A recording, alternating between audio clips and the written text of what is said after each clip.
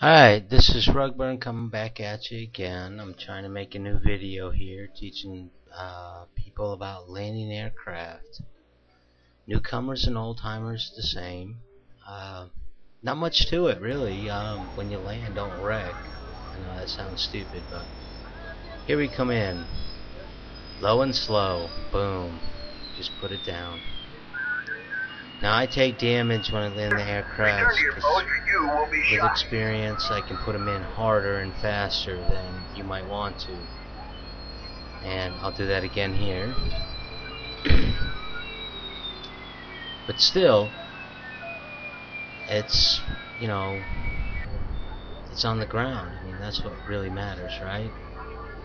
And then you gotta figure, you don't always need a runway. You know what I'm saying? You just land anywhere. And if you land and you know you're gonna run out of runway, hit your E key, get out so the aircraft don't run over like that just showed you. And you don't necessarily need to be lined up with the runway. Again, that's kind of an experience thing. You learn where your tolerance is. If you ever think that it's not gonna work, I recommend full throttle, afterburner, and point up. But you can put them in just about anywhere. Taking them back off, well, that's up to you. Use some forethought. And that one's in the water, right? J-10 in the water. Now J-10 has higher landing gear than the F-35, so I'll put an F-35 down. And both aircraft took damage. Not a lot, but they take damage when you land them in the water like this. Now, if you try that, make sure there's a sandbar there. And here's my ever elusive under the carrier land. Poof. You see that?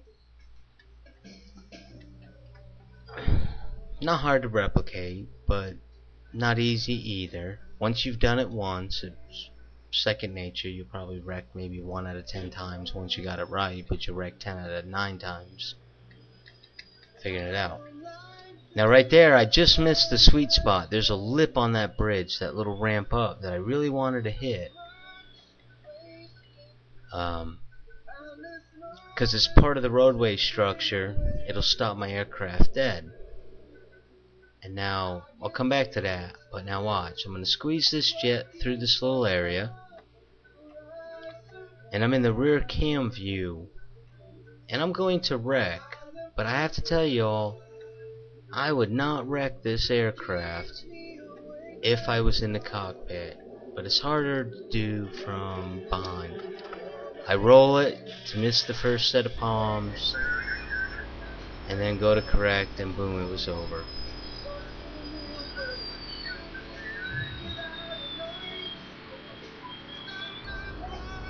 Okay, this one hits the sweet spot.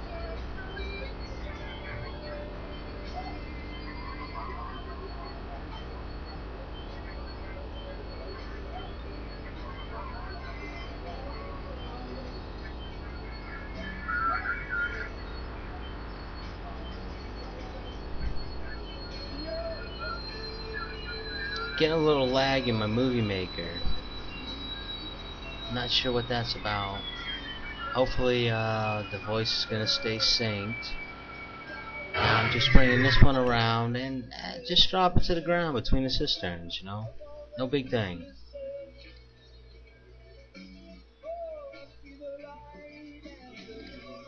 Now here's something that's really important, especially for the newer pilots. Learn to use your camera views and learn to fly from them. It's how you tell, like, I'm in front view so I can see enemies behind me. I roll this one backwards, do a barrel roll, and boom, I'm gone. And at no point do I jeopardize the integrity of my jet. Now, flying under things like that hangar, or this bridge, or these oil pipes, these are really important. They break enemy locks on you. Your flares take a while to recharge, so anything you can fly through is golden for you.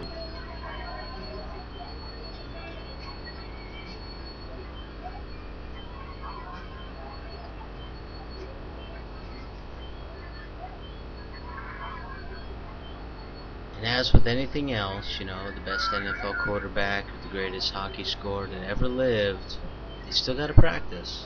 So that's the main thing. You got to get out there, put your time in the air, and that's about it. I'm lagged up again. I'm thinking by the volume I went through the tunnel, but I don't see it on my side.